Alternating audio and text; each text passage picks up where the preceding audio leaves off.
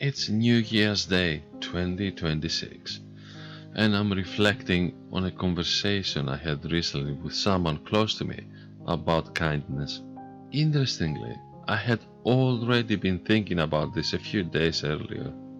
They shared how difficult they find it to see any kindness in the world, and how, in their experience, most people they meet seem to be bad. The world is full of them, they said. I won't deny that there are bad people out there. The world does contain its fair share of cruelty and selflessness, but I still believe there is far more kindness around us than we might think. And in order to notice it, we have to make a conscious choice to start seeing it. We need to believe it's out there, or even better, choose to believe it's out there. Hello, this is George, a counselor and psychotherapist. Welcome to Unspoken. In this channel, I talk about men's mental health, fatherhood, grief and loss, and religious trauma. If you are new here, please consider subscribing. Why choosing to see kindness matters. This isn't some fluffy mantra about positive vibes.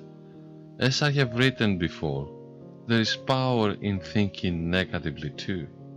But if we want to see kindness in our world, we need to start looking for it. Choosing to see the good doesn't mean turning a blind eye to the bad. It means the bad won't drown us in despair. It builds resilience, a buffer that helps us stay upright when life tries to knock us down. This shift doesn't happen overnight. It's not a New Year's resolution to scribble in a notebook and forget by February. If you have lived through chronic abuse, neglect or trauma, your brain is wired to be constantly alert, scanning for danger, betrayal and pain. In those conditions, seeing kindness isn't just difficult, it can feel impossible. If you are still in an abusive situation, the idea of kindness might feel like a cruel joke. You might recognize kindness in others' lives, but struggle to believe it could ever be yours. Patterns of harm, like being let down, hurt, and ignored, can convince you that kindness is for other people only. This isn't just one person's story.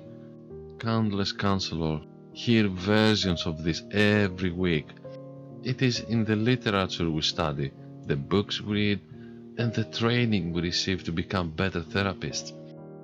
These beliefs, the ones that tell you you are undeserving of love, safety, and kindness, are sadly common. In psychotherapy, we often call these beliefs scripts.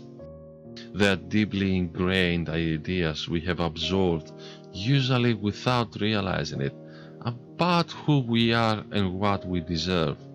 As Carl Jung famously said, until we make the unconscious conscious, it will direct your life and you will call it fate. Big part of the work we do in therapy is about making the unconscious conscious. That doesn't always mean pinpointing the exact moment something painful happened. Sometimes the origins of our scripts are buried deep for a reason. The events may be too traumatic to recall safely, and sometimes it's best to let them remain hidden until you are ready, or forever if that's what feels safest. When your mind feels safe, memories might come, or they may not, and that's okay. Healing doesn't require full recall.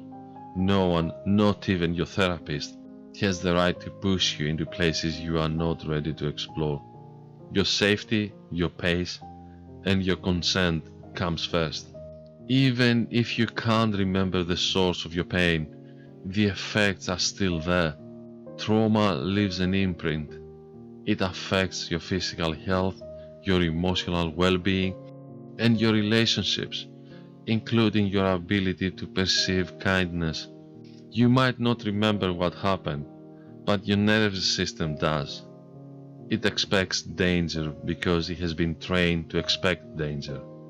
That's where working with a good counselor can help. You don't have to identify the exact cause of your pain to begin healing. Sometimes just recognizing that you have internalized the belief that the world is a hostile place is enough.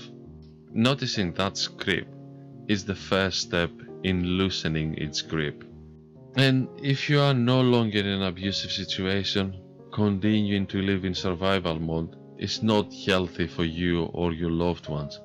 Survival mode might have kept you alive in the past, but now it might be stopping you from truly living. You don't have to live like that. There is kindness around you.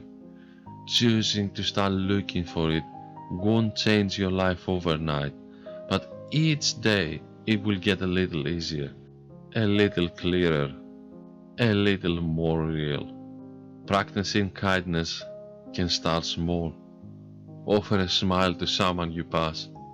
Ask a genuine question and really listen. Hold space for another person without rushing to fix them. These small acts over time shift how our brain sees the world. And as you notice kindness in others, you begin to recognize it in yourself. I know this from personal experience. Believing in the existence of kindness, even when I couldn't always feel it, was one of the reasons I became a therapist. It's one of the things that keeps me going. There is something deeply humbling about walking alongside someone as they heal, watching them start to believe they are worthy of love and kindness. It's powerful. And seeing them notice, sometimes for the first time in years, that there is kindness in the world and that they deserve to receive it is a privilege. Why kindness is worth believing in? Kindness is not something we stumble across. It's something we practice and cultivate. We can begin by offering it to others in small ways, and gradually it becomes easier to offer the same kindness to yourself. If you grew up where kindness was rare or conditional, this might feel foreign, maybe even false, but that's okay. You are learning a new language, one built on connection, empathy, and trust. Like any new language, it takes time, but it can be learned, and once learned, it opens doors.